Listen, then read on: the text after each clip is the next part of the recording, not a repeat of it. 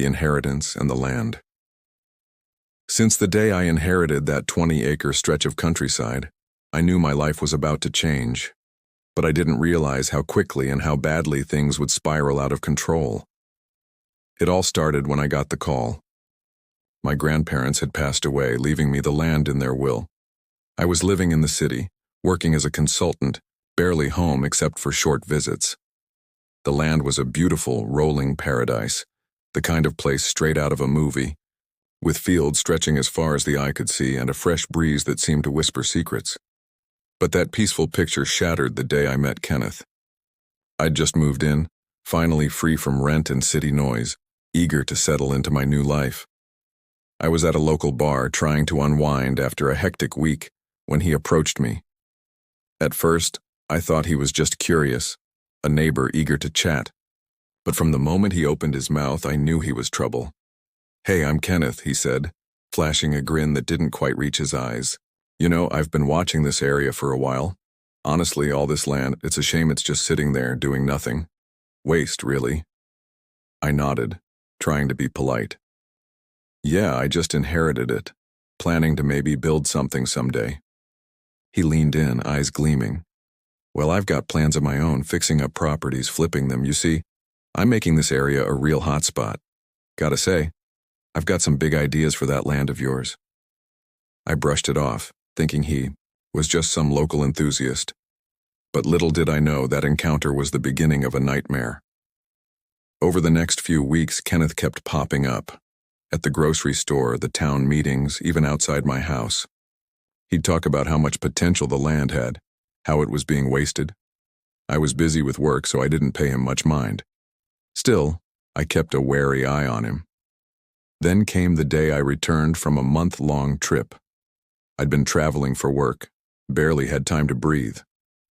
But what I saw knocked the wind out of me. 4 small cottages, fully built, standing right on my land, and Kenneth was swaggering around them like he owned the place. I parked my car, heart pounding. As I stepped out, he saw me, and the grin returned, bigger, faker. He threw open his arms like he was welcoming an old friend. "Welcome back, man. You won't believe what I've done here. Built some beautiful cottages, huh? Just in time for the tourist season. I've already got bookings for months." I stared, speechless. My land turned into a mini resort in my absence? Before I could say anything, he kept talking. "See, I knew you'd love it. Took some quick work, but I made it happen. This place is going to make us both a lot of money. Trust me, I even got the permits. Well, almost. Don't worry. I've got it all under control." I looked closer. The cottages were shoddy. Cheap wood warped from the weather, wiring hanging loose, insulation poking out. It was clear they weren't up to code. "Kenneth, what is this? Did you build these without my permission?" He chuckled, waving me off. "Relax, no permits needed. I did some quick work, the town's cool with it. Besides, I've already got renters lined up. This land was just sitting here, wasting away. Now it's a gold mine." I felt my stomach tighten. "You didn't ask me. These are on my property. I own this land." He shrugged, smirking. "Ownership's complicated. You see, in some places, if land is neglected long enough and someone improves it, well, that's called adverse possession. You've been away, leaving this land unused. I just took the initiative." My blood ran cold. "That's not how it works. You didn't get any permits. You're trespassing," he laughed. "Legal stuff? Please. The courts will see it my way. I've got a good case and I'm not afraid to fight. That wasn't a threat. It was a warning. But I had a plan. Would you like me to continue with the second chapter, maintaining this tone and suspense? Absolutely.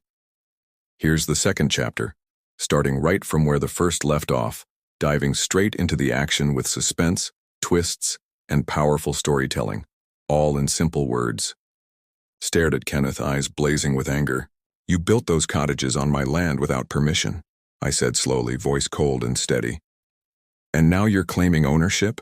That's illegal, and I have proof." He smirked, crossing his arms.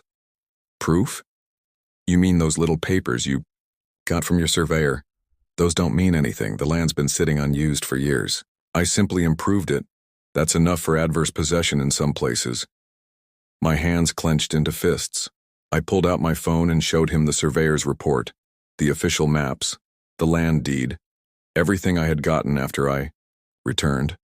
Look at this. The land still belongs to me. No permits, no approvals, and definitely no legal right for you to be here. Kenneth's smirk faltered just for a second, but then he recovered, eyes narrowing. You think a bunch of papers are going to stop me? I built those cottages because I saw an opportunity. You're just bitter because I beat you to it. That's all. I took a step closer. You took my property, built on it illegally, and now you're trying to scare me with legal threats? Not this time. I've already contacted my lawyer. I'm going to make sure those cottages come down and you're going to pay for it. He looked around nervously, voice rising. You're overreacting. The town knows I've been working on those.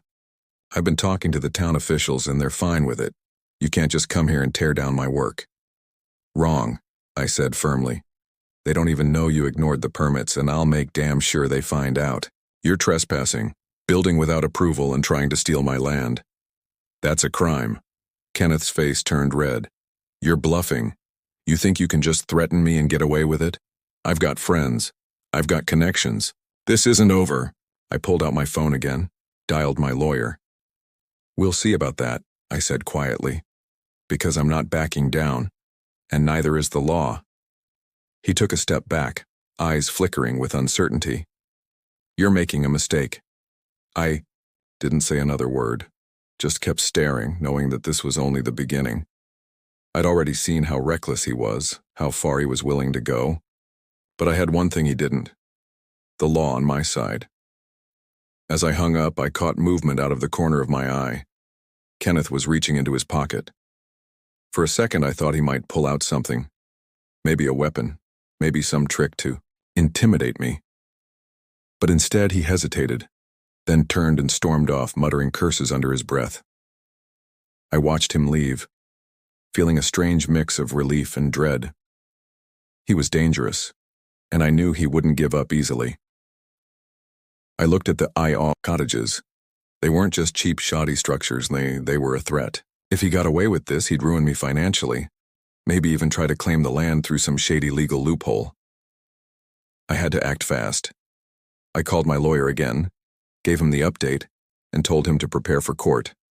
I knew it wouldn't be easy, but I also knew I had the truth on my side. The next few days were a blur of phone calls, legal papers, and meetings.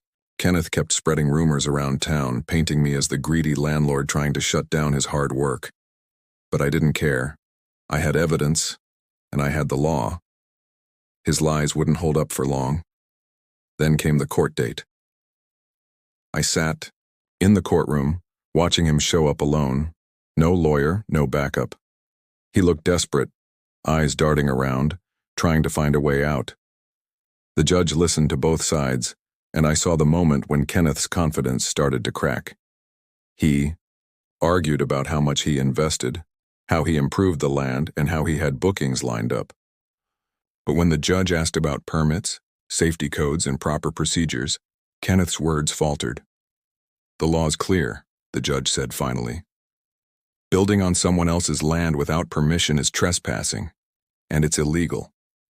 You have no legal right to claim ownership or rent out those cottages. They must be demolished or brought up to code at your expense. Kenneth's face went pale. But I thought, you thought wrong, the judge cut him off. And I'm also ordering you to pay back rent for the period you've been using the land illegally, plus all legal fees. You've wasted enough time and money trying to steal what isn't yours. Kenneth's jaw tightened, but he said nothing.